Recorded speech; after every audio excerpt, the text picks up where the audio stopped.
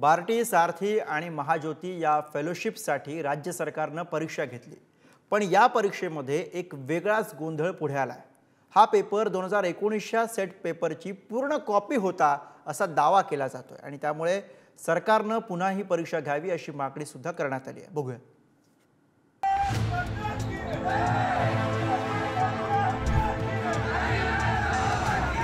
महाज्योती, सारथी आणि बार्टी यांच्या परीक्षेत मोठा घोळ झालाय। हा पेपर 2019च्या सेट पेपरची पूर्ण कॉपी होता। अगदी प्रश्न आणि प्रश्नांचा क्रम सुद्धा तोच होता। त्यामुळे फेलोशिपच्या विद्यार्थ्यांनी आक्षेप घेतलाय।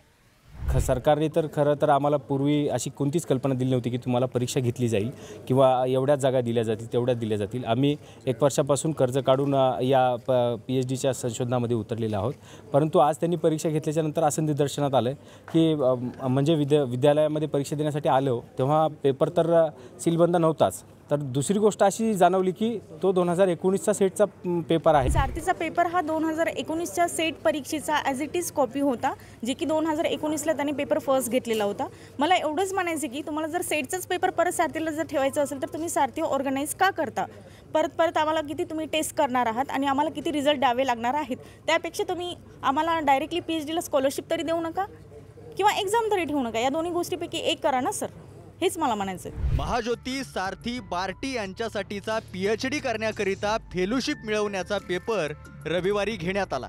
छत्रपती संभाजीनगर, कोल्हापूर, नागपूर आणि पुणे या विभागाच्या ठिकाणी ही परीक्षा पार पडली।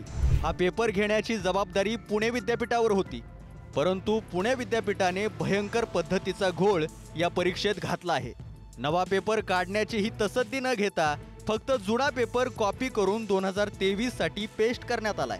ज्या विद्यार्थ्यांनी जुन्या पेपरच्या माध्यमातून अभ्यास केला आहे त्यांना या परीक्षेत पैकीच्या पैकी गुण मिळण्याची सुद्धा शक्यता आहे। सारथी 1329, महाज्योती 1383, बार्टी 761 अशा एकूण 3473 PhD करणाऱ्या विद्यार्थ्यांनी पेपर दिला। ही नेहमीचीच प्रॅक्टिस आहे। 6x4च हॉल असतो आणि 24-24च एका हॉलमध्ये बसवले। फक्त शेवटच्या हॉलमध्ये 3 विद्यार्थी जास्त असतात, कारण ते 3च विद्यार्थ्यांसाठी सेपरेट हॉल न करता आल्यामुळे आम्ही ते बसवले आणि सगळे नियमाप्रमाणेच परीक्षा झालेली आहे। फक्त प्रत्येक हॉलमध्ये आम्ही गेलेलो नाही, काही प्राथमिक स्वरूपात आम्ही विद्यार्थ्यांच्या सह्या घेतलेल्या आहेत, त्याचं आमच्याकडे हे प्रूफ पण आहे आणि ते पण आम्ही सारथींना पाठवत आहोत। महाज्योती, सारथी, बार्टी या संस्था गरीब कुटुंबातील विद्यार्थ्यांना स्पर्धा परीक्षा देऊन मोठ्या प्रशासकीय पदावर जाता यावे म्हणून शासनाने सुरू केले आहेत, पण या परीक्षेत वारंवार गडबड घोटाळा होत आलाय। यामुळे पुन्हा एकदा महाज्योती, बार्टी आणि सारथी सारख्या संस्थांवर प्रश्नचिन्ह उपस्थित झालेत। प्रशासकीय अधिकारी होण्याचे स्वप्न बाळगलेल्या सामान्य कुटुंबातील मुलांवर हा मोठा अन्याय आहे। सचिन जिरे, पुढारी न्यूज, छत्रपती संभाजीनगर।